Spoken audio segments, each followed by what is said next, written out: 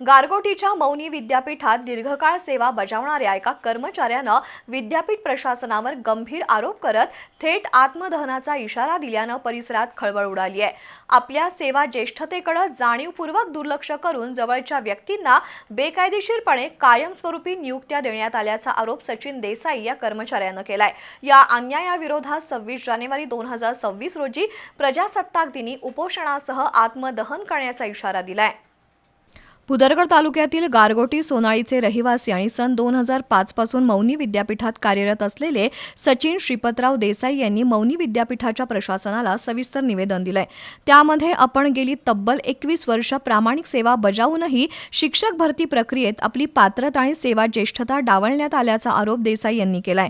अध्यक्ष आमदार सतेज पाटील, चेअरमन तत्कालीन प्राचार्य आणि सध्याचे संचालक डॉक्टर पी.बी. पाटील, अधीक्षक अरविंद देसाई, वरिष्ठ लिपिक मकरंद सोनार यांनी संगनमतानं आपल्या नातेसंबंधातील व्यक्तींना कायमस्वरूपी नियुक्त्या दिल्यानं आपल्यावर अन्याय झाल्याचा दावा सचिन देसाई यांनी केलाय। विद्यापीठातील प्रत्येक भरती प्रक्रियेत सेवा ज्येष्ठतेचा सर्रास भंग करण्यात आलाय। याबाबत वारंवार तक्रारी करूनही अध्यक्ष आमदार सतेज पाटील, चेअरमन आणि संचालकांनी जाणीवपूर्वक दुर्लक्ष केल्याचा आरोप त्यांनी केलाय। या कथित अन्यायाचा फटका स्वतःसह संपूर्ण कुटुंबाला बसल्याची भावना त्यांनी व्यक्त केली आहे।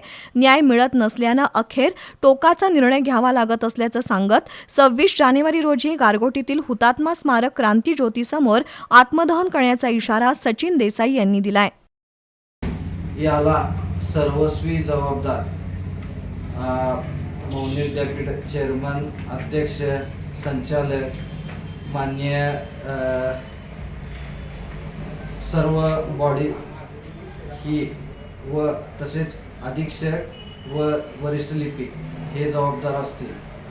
तसेच विभागीय सहसचिव कार्यालय कोल्हापूर येथे या विरोधात मी अनेक वेळा निवेदन देऊनही माझे तक्रार नोंदवली गेलेली नाही व त्यावर काही लेखी खुलासा दिलेला नाही। या निषेधात मी 26 जानेवारी रोजी आत्मदहनाचा इशारा देत आहे।